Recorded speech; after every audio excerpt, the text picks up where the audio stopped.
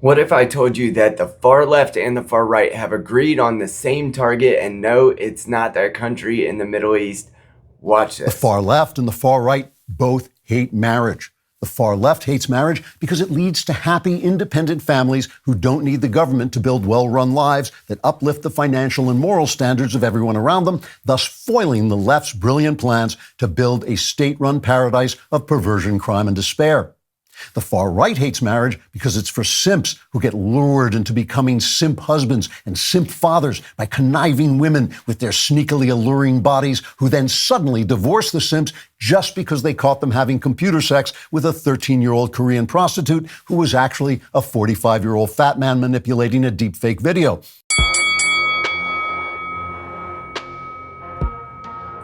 In fact, the target of both the far left and the very furthest right, not the far right that I am, but the further and further right up until oblivion, is the American family. And both are attacking them from different angles. Let's see some of the influencers on both sides and the reasons why they have a fallacy view of the first institution of governance and the one that protects children the most, which is the family. Let's start with the left-wing destroyers. First up, we have Margaret Sanger, the founder of Planned Parenthood, who believed that eugenics was the way that she was going to remake the country and the world in her image, and she was explicit about this in her original writings. In the eyes of others, she's been a destructive force.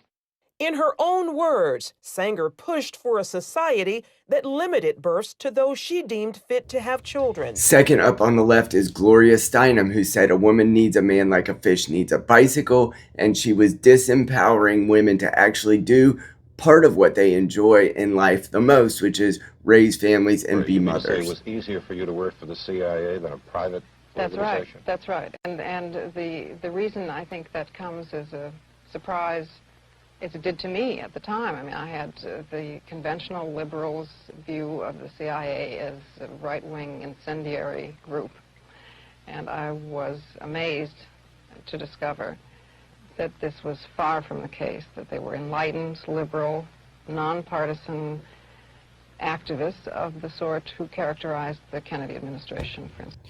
We're going to put AOC and Patrisse Cullors in the same category because they're both modern women who are anti-family. AOC says it's because of the climate. Patrisse Cullors says that BLM was an explicitly Marxist organization which was intended to destroy the nuclear family. They conveniently took that off of their website after they started getting multi-million-dollar donations and people looked into it. Scientific consensus that the lives of children are going to be very difficult.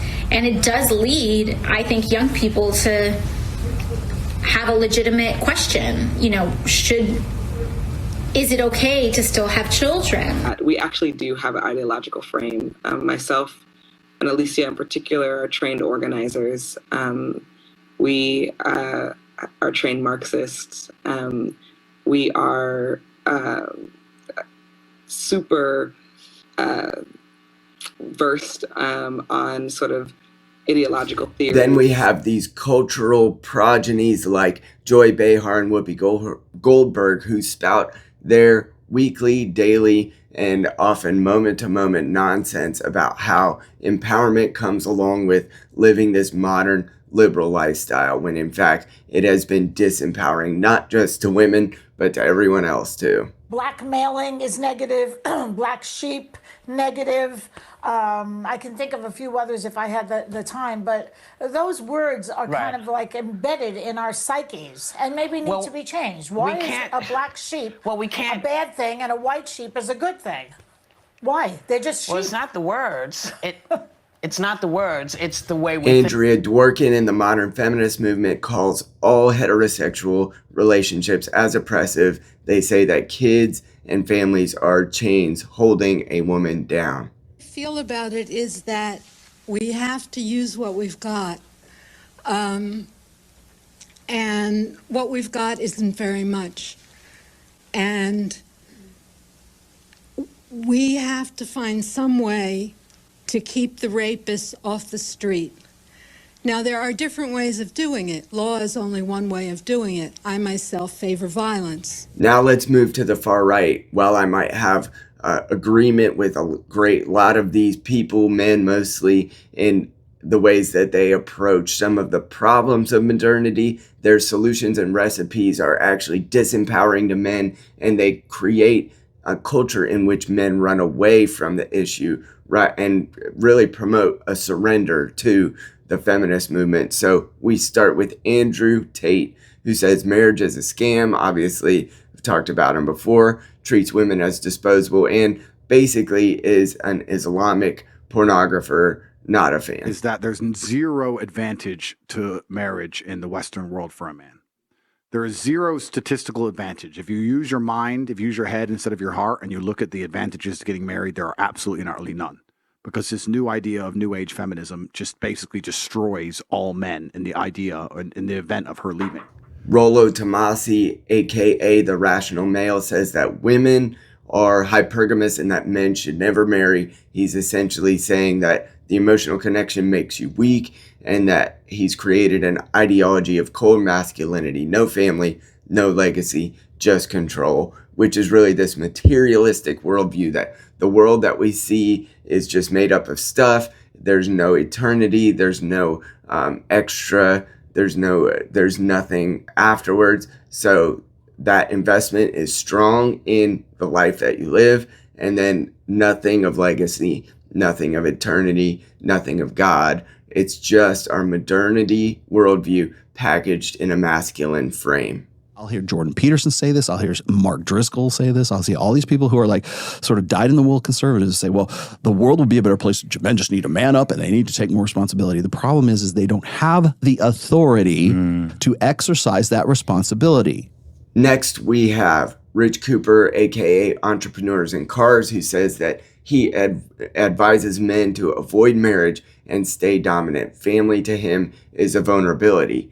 And then fifth, we have the MGTOW movement, which stood for men going their own way, which essentially teaches men that they have a system which is rigged against them, and therefore they should completely check out of what marriage and family might have to offer. Now, not all these men started as for the wrong reasons per se, and not all have wrongness of ideas on all fronts. Of course, there are some times where I will find agreement with the prescriptions or the descriptions that men like Andrew Tate come up with. However, they are leading men down a path toward an unfulfilled life, because while he has a gaggle of children, a great many of these men that he's training up will avoid women altogether, or avoid relationships altogether, or only have semi-dominant relationships in which children, if they do happen, are not necessarily being well cared for, or marriage certainly isn't happening, so the children grow up without a father in the home. This is disempowering to men, and as a therapist of 13 years, I have seen the disempowerment of men, really the dismembering of men over the last 13 years emotionally and from a psychological standpoint has been dramatic. And while these men on this list may have had good ideas to begin with, or ways that they see the culture that might be accurate and appropriate to begin with, they have given men the wrong prescription.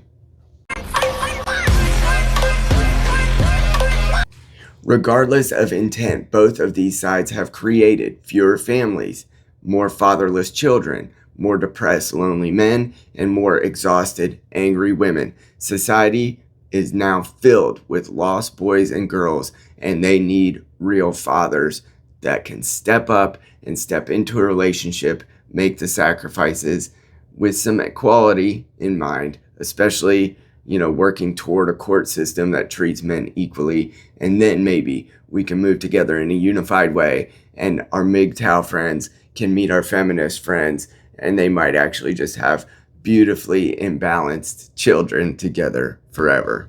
So who are some people that are breaking the code that might actually be worth listening to on the issue of marriage, family, and children, that are trying to uphold a worldview that idealizes that family, which is the first order of protection for children, which is of the utmost importance, because if my children are going to grow up in a world that is worth living in, my 4 children, then it is going to be required that some of us out here get this right, because I want my children to be able to have the protection of having the family of their own that they need, especially my 3 daughters, with husbands that are of good character and integrity, and that won't happen unless we come together. So who should we listen to? Jocko Willink has a network, and as a business owner and entrepreneur, you don't have to be a chauvinist in order for that to work out. Ben Shapiro upholds traditional family principles. I don't agree with him on all his fronts. However, he is a man that is trying to uphold the family and promote children and the yielding and growing of children. Jordan Peterson, of course, tells young men to self-sacrifice in order to be able to build themselves into the man who can be strong and powerful when their father passes away or when someone in their family needs them. That is the type of leadership that looks towards fatherhood as an opportunity, not a vulnerability. Ryan Mickler of Order of Man. I have followed this gentleman recently, and I agree that his face-to-camera content is speaking truth to men who obviously need a counterbalance to the Andrew Tates of the world. And then this young lady, Allie Beth Stuckey, who's with The Blaze, obviously attempts to uplift women and help them uphold conservative and Christian value systems in a world that's trying to point them towards feminism and in the precise opposite direction. The left wants to erase the family, and the far right wants you to walk away from it. Both are wrong. You don't fight back by checking out. You fight back by showing up as a father, a husband, and a man. If I can help you to do that in any fashion, please email me at rumblerightdad@gmail.com. Any therapeutic questions from a common sense therapist, perhaps the only right-wing therapist that has ever existed, and write me your questions and I'll try to answer them on a future video. Thanks so much for watching. Please like, share, and subscribe. I appreciate you all. Let's move toward 2K.